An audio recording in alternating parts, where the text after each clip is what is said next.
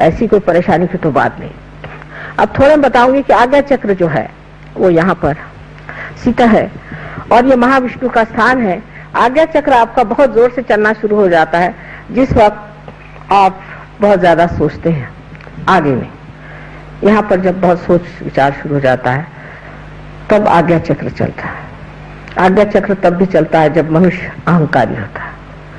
जब उसमें अहंकार आ जाता है तो उसका आज्ञा चक्र बहुत चलता है।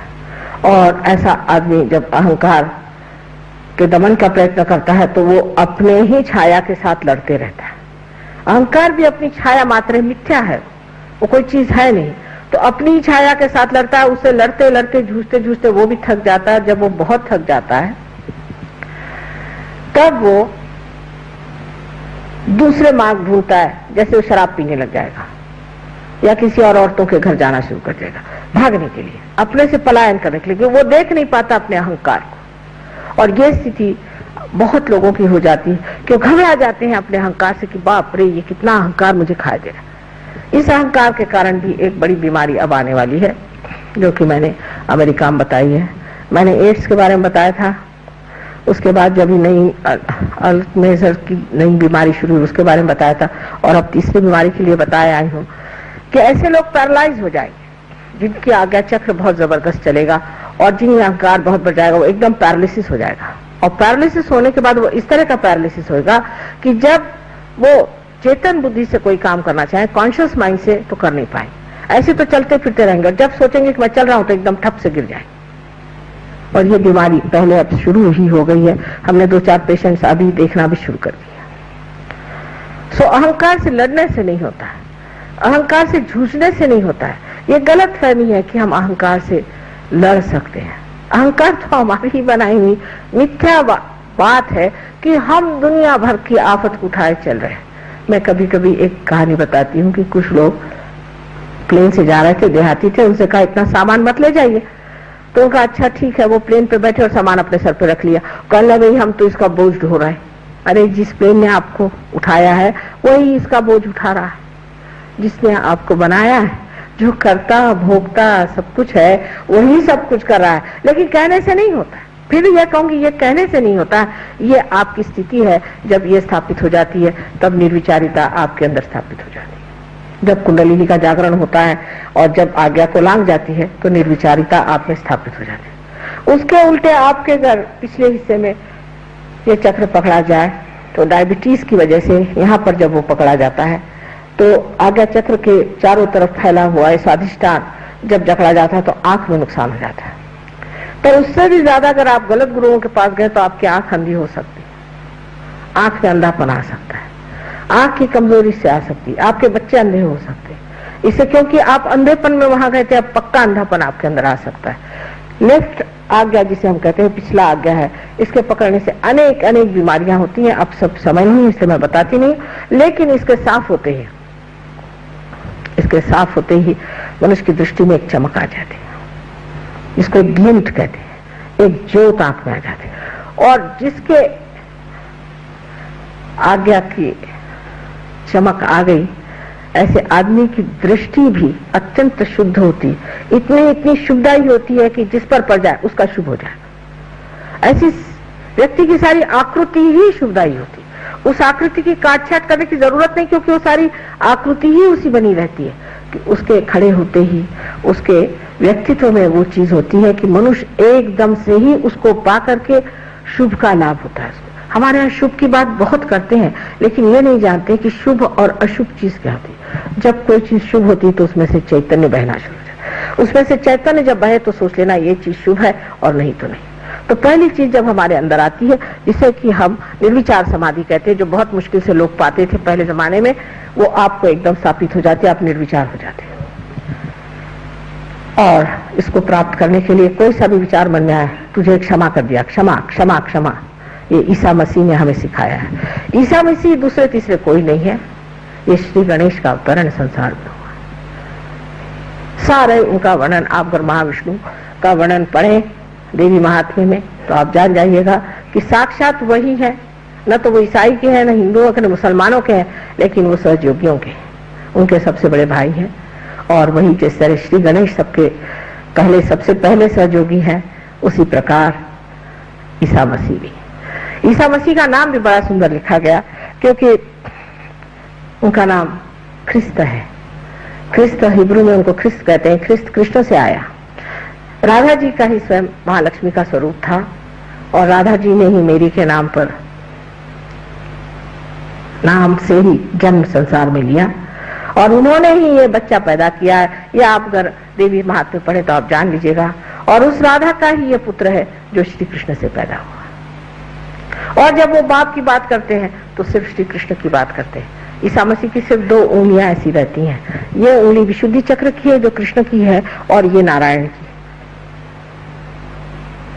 दूसरा नाम उनका जो जीसस है, उसको हिब्रू में यीशु कहते हैं। आप जानते हैं यशोराज जी का नाम यीशु ही होगा, उनको यीशु पुकारते थे, इसीलिए राधा जी ने सोचा कि इनका नाम यीशु लिखते हैं। अब ईसाइयों को कौन जाके बताए और हिंदुओं को कौन जाके बताओ। जब मैं आपसे ईसा मसीह की बात करती हूँ तो लोग निकालते हैं कि माँ तो यहाँ सबको ईसाई बना रही है, और जब मैं वहाँ कृष्ण की बात करती हूँ सब लोग कहते हैं इनको मैं हिंदू बना रहे। मुझे किसी को कुछ बनाने का नहीं, मुझे सिर्फ आप जो हैं, जो आपकी चीज खोई है वो आपको देने की है, बस। इन सब झगड़ेबाजी में मैं हूं नहीं। आपकी जो अंदर सुंदर स्थिति है उसको आपके लिए जो उसकी कुंजी जो है मुझे आपके सुपुर्द कर। अब इस भवसागर में एक और 2 जीव हैं बहुत महत्वपूर्ण, जिसको कि हम चंद्र और सूर्य के नाम से समझ सकते हैं। चंद्र और सूर्य ऐसे चक्र हैं जो इन नाड़ियों पर पड़ते हैं, इस जगह और इस जगह। इन चक्रों के ऊपर में 2 बड़ी हस्तियां बिठाई गई। वो बिल्कुल ही मानव स्वरूप है, वो मानव ही है सब, और उनमें से एक बुद्ध है और दूसरे महावीर है। लेकिन इनकी अगर पूरी हिस्ट्री सुनिए तो ये सीता जी की दोनों लड़के लव और कुश हैं, जो सिर्फ मानव रूप। और उसके बाद वो चढ़ते चढ़ते उतनी ऊंची पे पहुंच गए कि जहां वो बुद्ध और महावीर हो गए।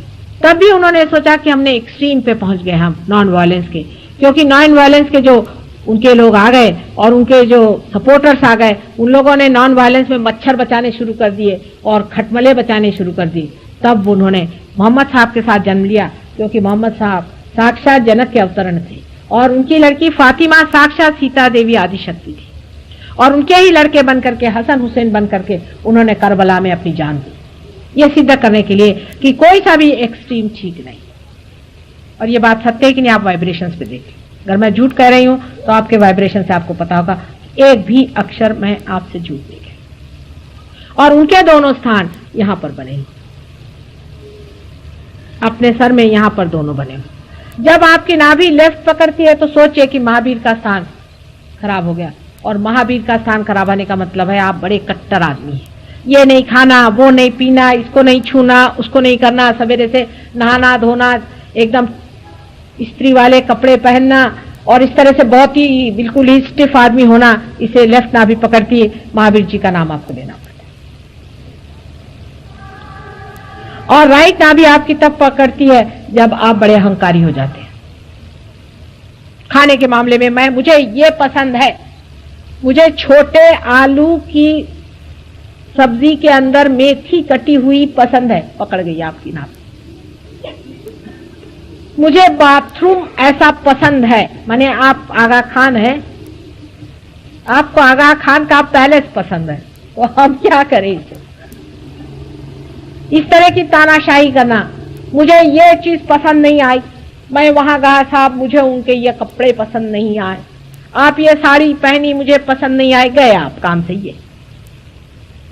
ये बुद्ध का हाल है। इस तरह से अहंकारी लोगों का ये पकड़ जाता है।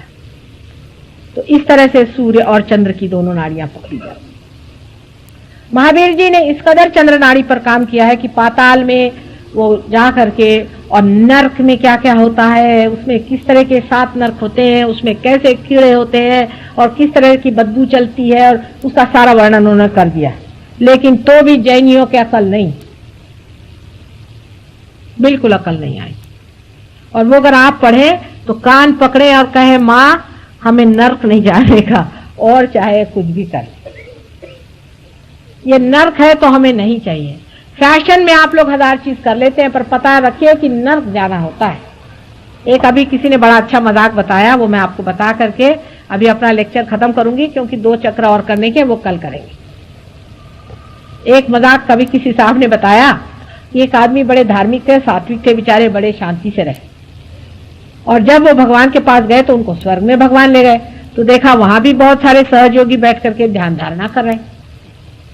तो उन्होंने कहा कि भाई यहाँ भी वही चक्कर, मैं वहां भी ऐसा ही रहा, यहाँ भी यही चक्कर, हमने तो सुना कि बड़ा मजा होगा, तो यहाँ तो कोई मजा ही नहीं हो रहा, सब लोग ध्यान ही में मजा ले रहे हैं, मनन में ही मजा ले रहे हैं, तो कुछ ना कुछ तो और भी चीज होनी चाहिए। तो उन्होंने कहा भगवान से कि भाई मैं जरा नर्क जाना चाहता हूँ, मैं जरा नर्क जाके देखना चाहता हूँ कि नर्क भी क्या चीज है, कुछ मुझे भी उसका पता चले कि नर्क क्या चीज। भगवान ने कहा अच्छा चले जाओ बेटे, इस रास्ते से चले जाना। वहां गए तो देखा वहां माँ रंगरलियां नच रही हैं, औरतें नाच रही हैं, तमाशे हो रहे हैं, गाना बजाना हो रहा है, वो गंदी भद्दी बातें हो रही हैं, सब शराब चल रही है, सब सिगरेट चल रही है, मतलब जैसे यहाँ होते हैं ना, क्या कहते हैं उसे, भूल गई मैं, हाँ नहीं कैबरे नहीं, कैसरे आणखी तुम्हाला माहिती, हाँ डिस्कोथेक, हाँ डिस्कोथेक खुले हुए हैं। उनका वाह नहीं वाह, ये तो जगह पे मैं पहुंच गया। तो उन लोगों ने संगीत अपना ठहरा, पूछा भाई तुम यहाँ किस सिलसिले में खड़े हो? पहले मुझे नर्क में जाने का है, इसलिए मुझे भगवान ने यहाँ भेज दिया। पहले अच्छा ये देखो ये दरवाजा, यहाँ से जाओ। दरवाजा जैसे खोला तो देखा लोगों को कढ़ाई में झोंक रहे हैं, कहीं जला रहे हैं, कहीं उल्टा टांग रहे हैं, गर्दनें काट रहे हैं, मैल पीठ में छोड़ रहे हैं, कहीं उसमें गंदे गंदे प्राणी उनके ऊपर चढ़ रहे हैं, उनको खा रहे हैं। लेपर्स के जैसे सब खड़े हुए हैं, दौड़ के आए वापस। उनका भाई ये क्या, ये तुम लोग तो बाहर ये कर रहे, अंदर वो हो रहा है। कहले ये हमारा पब्लिसिटी डिपार्टमेंट है नर्क का।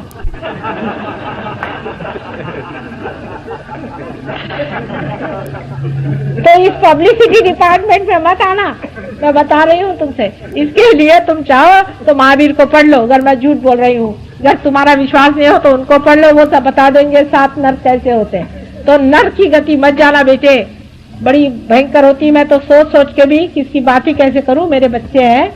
तुम सोचो कि कोई माँ अगर जानती होगी नर्क क्या है तो वो चिल्लाएगी, चीखेगी, बच्चों को अपने पकड़ के रखेगी, बाबा रे वहां मत जा। वो भूखे मरेगी चाहे जो करा लो उससे, पर भैया वहां न जाओ, मैं जानती हूँ वो क्या चीज है। और जो जानता है उसी से आप उसकी आर्तता समझ सकते हैं कि मैं इस कदर चीख चीख करके और चिल्ला चिल्ला कर तुमसे जो इतनी विनती कर रही हूँ कि बेटे सही रास्ते चलो, क्योंकि मैंने नर्क देखा है, तुम उसकी पब्लिसिटी डिपार्टमेंट में मत जाओ। ईसा मसीह के बारे में लोग बहुत कम जानते हैं, क्योंकि वो छोटी ही उम्र में बाहर चले गए और उसके बाद वापस आकर के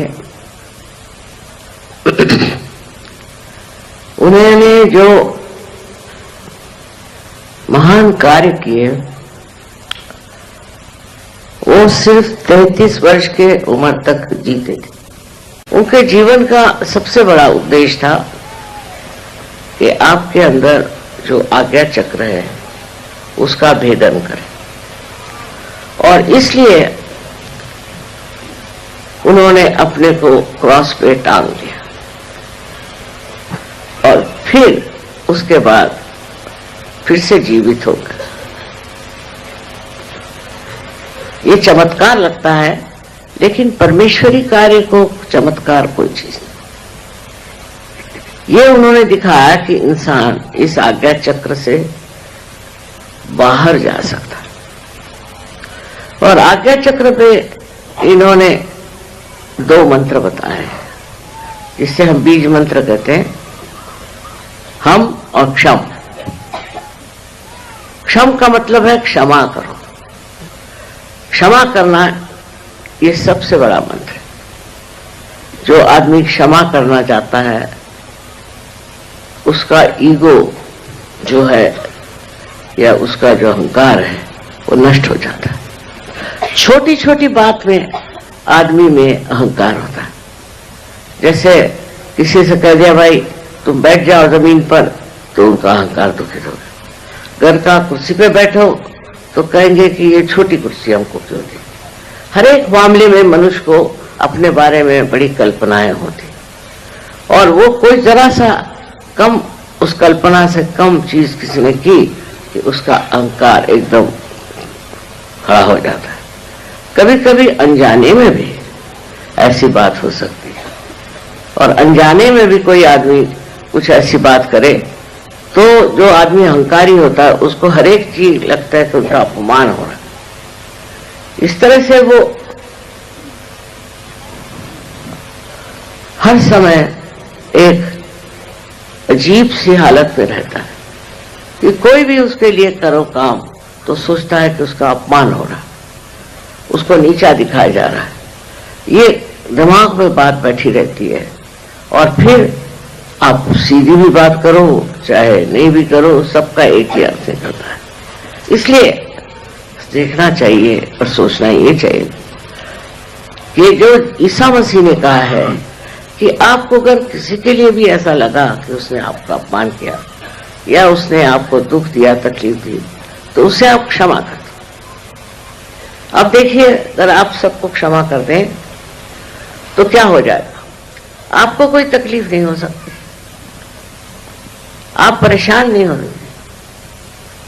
जब आपने क्षमा ही कर दिया तो उस बारे में आप सोचेंगे भी नहीं, और कोई ऐसी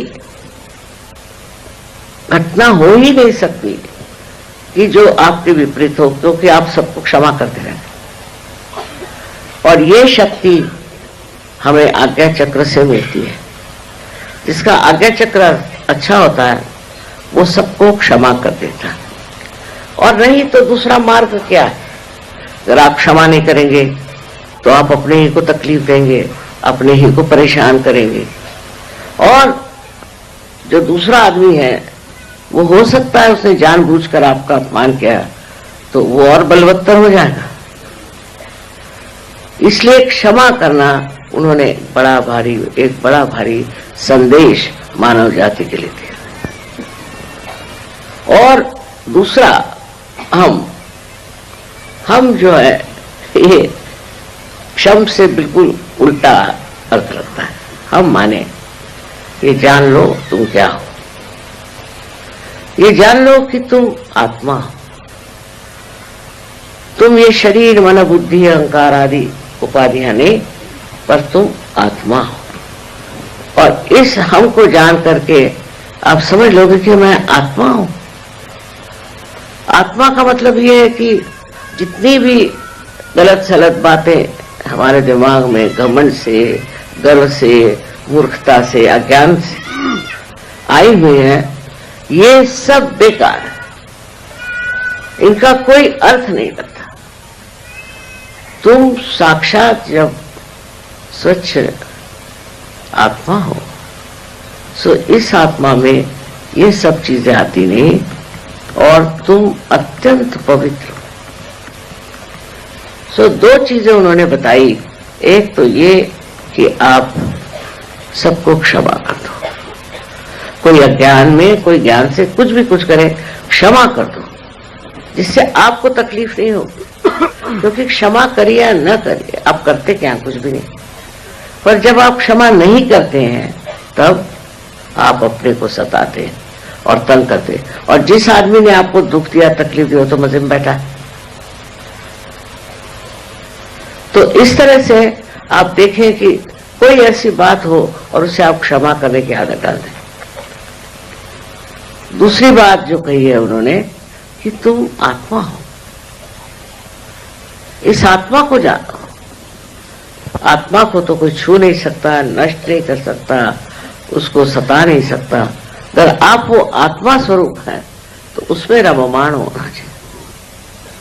लेकिन इस आत्मा तत्व को प्राप्त करने के लिए आप जानते हैं कि कुंडलिनी का जागरण होना जरूरी है, और कुंडलिनी के जागरण के बाद उसमें स्थित होना पड़ता है, उसमें बैठना पड़ता है। जब तक आप उसमें स्थित नहीं होंगे तब तक आप छोटी छोटी बातों में उलझे रहेंगे। तो अपने में समाना आना चाहिए, अपने ही अंदर समाना चाहिए।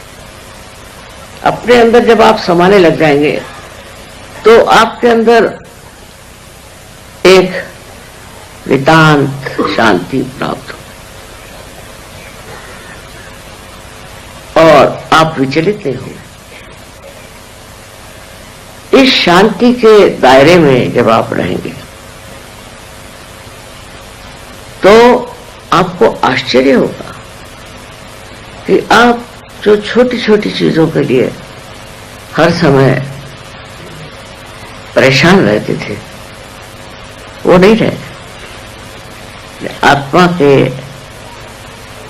आनंद में आप डूबे रहेंगे। इस आत्मा को प्राप्त करने के लिए मैंने कहा कि कुंडलिनी का जागरण अत्यावश्यक है, उसके बगैर हो नहीं सकता।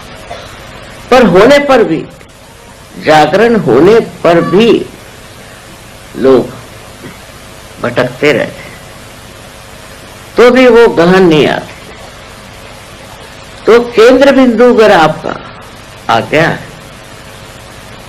और उसके और लक्ष्य करके अगर आप देखें तो आप समझ जाएंगे ये आज्ञा चक्र आपको घुमा रहा है। इस आज्ञा चक्र की वजह से आप चक्करों में पड़े हुए, विचारों के चक्करों में पड़े हुए, नाना तरह की उपाधियां इससे लग रही। पर जब इस आज्ञा चक्र को आप लांघ जाएंगे, इससे परे आप चले जाएंगे, तब आप में ये जो व्यथा है ये खत्म हो जाएगी। इसलिए आज्ञा चक्र का महात्म्य माना जाता है। यहां तक कि बाइबल में लिखा हुआ है कि जो आदमी माथे पे टीका लगाकर आएगा वो बचेगा। लिखा है साहब, वो स्वयोगी होंगे। और कौन होगा?